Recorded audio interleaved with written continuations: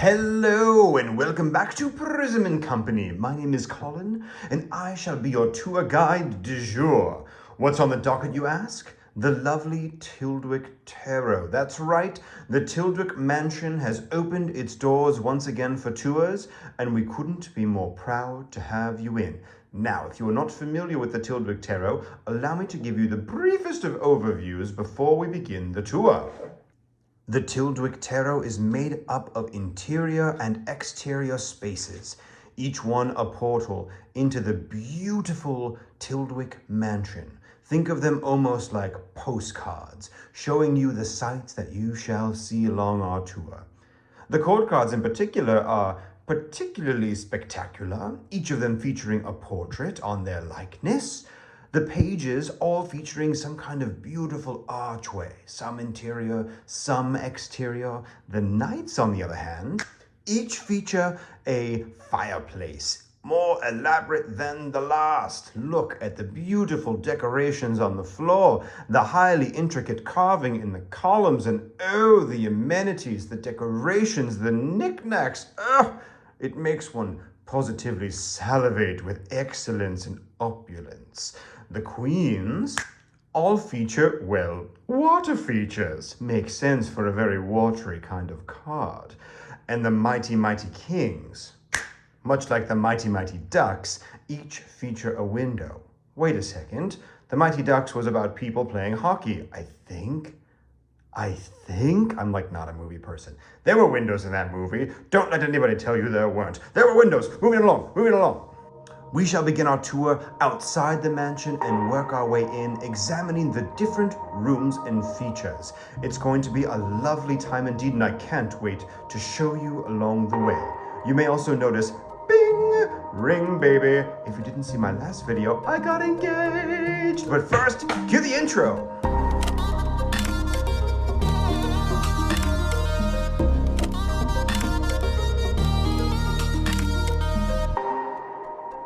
The Tyldwick Tarot was created by the late Neil Lovell and is really quite the work of art. It is intricate, it is detailed, it's full of whimsy and wonder. I find it haunting, I find it beautiful, I find it intoxicating. A very cool piece of work indeed. Now, to give you the full tour experience, we will imagine going through these cards as if they were rooms in a house. But first, let's zoom out a bit, shall we? Much better. Now, we shall lay out the cards as if they were a blueprint of the home. Cards in the center shall be the floors or the ceilings, showing us the beautiful, intricate patterns of tiles. Then cards around the side shall show us the walls and the decorative objects. And then we shall be the people within the space. To begin with an example, let's start simple with the Fountain Plaza.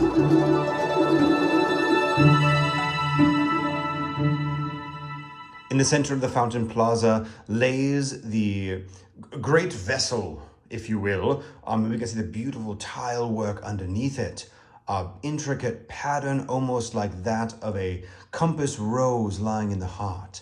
Now we can see each element of the Fountain Plaza around it. If you're having any trouble conceptualizing this as a room, imagine we're taking each of these cards and holding them up. So we can see these as the walls, and this as the floor. This shall be the, what is the word I'm looking for? You all know it. I know it. I'm just testing you. This shall be the blueprint. This shall be the flow, the try. I can't think of the word. This is how we shall continue. If you don't like it, well, get out of the tour. It's my tour. I'm going to do it the way I want. The Tyldwick Mansion has been in my family for generations, and the Fountain Plaza has always been the perfect entry point to invite guests into the home. You'll notice each wall of the Fountain Plaza features beautifully decorated archways with things like flowers growing above, a forest in the background. Most notably, though, we have a water feature that runs through the center with two living vegetative ponds. Vegetative? Listen, folks, it's going to be a tour. Get ready for it. The Fountain Plaza is the perfect place to escape away from the horrors of the day. Did I say horrors of the day? I just meant stresses. There's definitely not any eldritch horrors at the Tyldwick Mansion. No. It's not really haunted or anything. Moving right along, moving right along. Oh God! There's no escape from the Tyldwick Mansion, not even to the side. Adjacent to the Fountain Plaza lies the old chapel.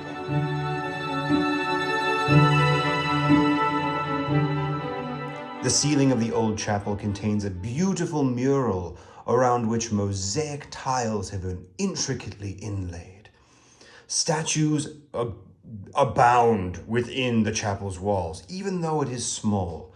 Having an on-site place for religious experiences is of utmost importance to my family, the Tyldwicks.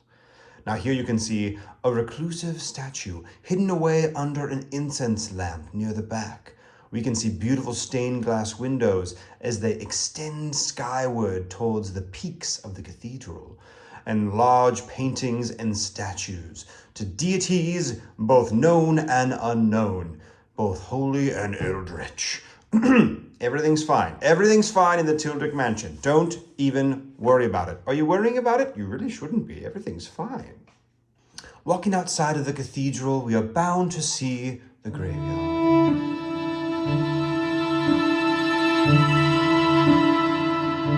Beautiful in its simplicity, the mausoleum rests atop the graveyard and reminds us that wealth cannot buy immortality. I'm going to try and zoom in a little bit here because the card really is quite beautiful. Seeing the beautiful reflections of the stonework, seeing the arched trees above. There's a majestic stillness to the graveyard, and one that I wouldn't trade for the world. Moving closer to the home, we find ourselves in the amazing garden labyrinth.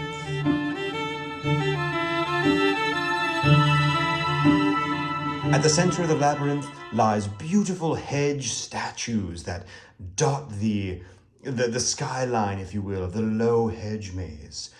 The hedge maze does wind out though, and at the point of each branching path, you'll find an interesting object to art. Allow me to quickly destroy this thing that I began to set up.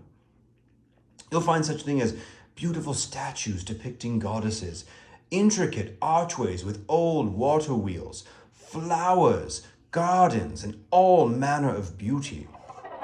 And there are definitely no roaming ghosts that haunt you and wail as you move throughout the labyrinthine space. That would be absolutely ridiculous. Take this, for example. We see a beautiful yard where trees have been cut down for firewood for winter.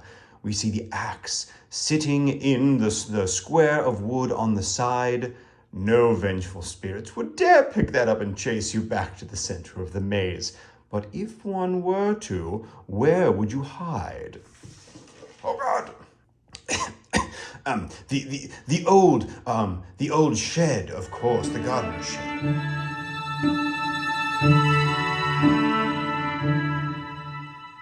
The groundskeepers don't stick around too often anymore, but we used to have a thriving community of them who would use this shed to keep their tools and their various gardening implements. It might look like it was abandoned in haste.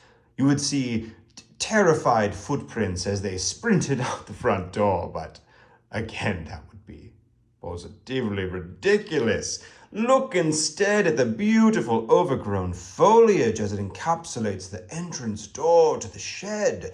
The Tyldwick Mansion is a place of beauty. It's a place to be appreciated in its quiet ambivalence. If you happen to see a pot being thrown against the wall and think to yourself, there's an angry poltergeist in the room, you're wrong. Simply forget that thought and let's move on with the tour, shall we? Oh, thank God. We've arrived at the mansion itself. From the exterior, we can see wide, sweeping vistas with wrought iron gates carved intricately by master blacksmiths. The front gate, the entranceway, definitely not chained up for any particular reason. Just look a little bit higher and you shall see beautiful flower arrangements that dot the tops of the gates. There's a beautiful back door with luggage from people that are coming to visit, not of all the people who left screaming in carriages. And there's Let's go inside, shall we, to the Grand Hall.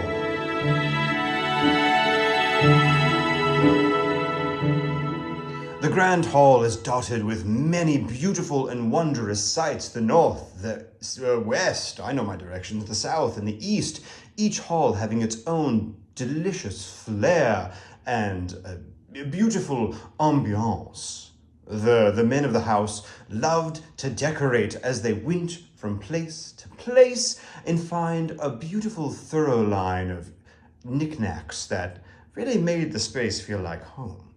Please note the beautiful, intricate tile work and heirlooms as we make our way through the various wings. First, the north wing. Ah, yes, the north wing, the brightest and most beautiful wing in the house. Here we see festive decorations full of flowers and life. We see beautiful tapestries of people just positively beaming with joy and not being hung from the rafters or anything. We see intricate objects to art as they're displayed. We see lovely, lovely Renaissance-style architecture. It's positively beautiful.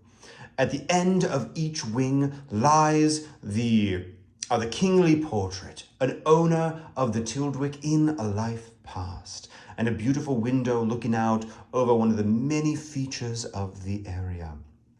At the heart of the north wing, we see the magician, a beautiful quilted tapestry telling a tale of the Tyldwick family and their many wonderful exploits. Let's move, shall we, to the eastern wing. The East Wing, featuring many beautiful things. Let's take a stop and peek out the window at the end of the way. See those beautiful butterflies, ever flitting, ever floating on the breeze, not a care in the world. Mirrors and masks dot the halls of the East Wing, reflecting back what we see in ourselves. When we stare into the abyss might peer back. We see ships capable of exploring the world, yet they're locked away in glass caskets. We see maps of the world and see how small we are within it. We see the masks of our many moods and faces, cracked shatters of our own reflection staring back. We see blank nothingness as if we were vampires. I love the Western Wing, don't you? It's positively lovely. I might have said East Wing before. I sometimes forget what my directions are. Let's move to the South Wing, shall we? The South Wing is inspired by the glass blowers of the ages. Beautiful glassware can be seen everywhere as you explore. Let's, of course, take a peek out the window and see what we could see as a sailor went to see. We see beautiful glass vessels crafted with immaculate perfection. Note, as we go into each wing, we are walking down the hall, seeing our entranceway, and then exploring the various rooms until we get to the window at the end. Each vessel in each room reminds us of the craftsmanship and the work that goes in to making something truly beautiful. A glass vessel, a place to hold something, a place to remember something, like a beautiful, sweet memory of a child laughing as they run down the hall.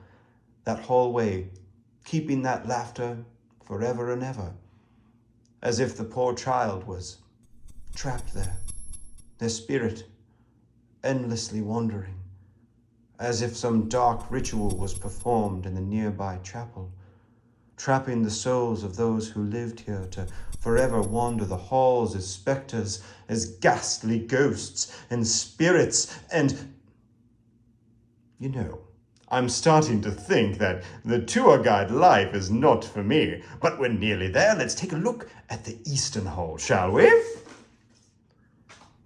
Okay, honestly, at this point, I don't know what you want me to say. Let's take a look out the window. It's lovely. There's literally a skeleton in that one. Look at it. There's a skeleton in the mirror. Yes, it's creepy. This is the wing that everybody sort of forgot about. Think Beauty and the Beast. There's probably a rose hidden somewhere under a glass Vase, is that what you want from me? Yes, it's spooky, it's creepy. Look at this mirror. What's looking back at you in the mirror?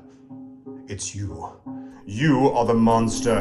You are Listen, I don't mean to insult you. You're here on the tour. You paid money to come and see this.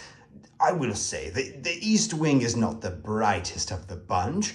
It's dark and mysterious and brooding, but don't we all have a little dark and mysterious and brooding within us? Listen, we're almost done with the tour. Let's continue on. Follow me to the basement.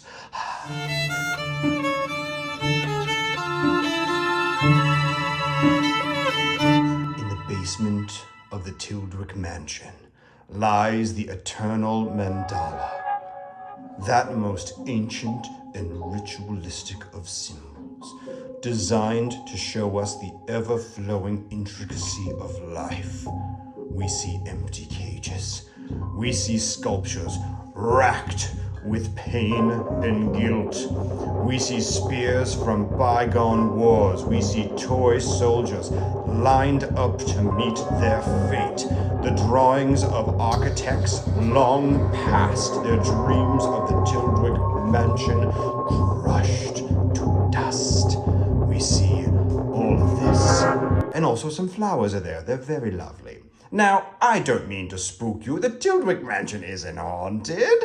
But God, doesn't it make a much better story if it were? I think that speaks to the actuality of what the Tyldwick Tarot is, at least to me. It represents a beautiful, complicated space that allows your mind to weave mysterious, dark, bright, happy, sad, complex emotions, and really craft a beautiful narrative, giving you nothing but the spaces in which those narratives can play out.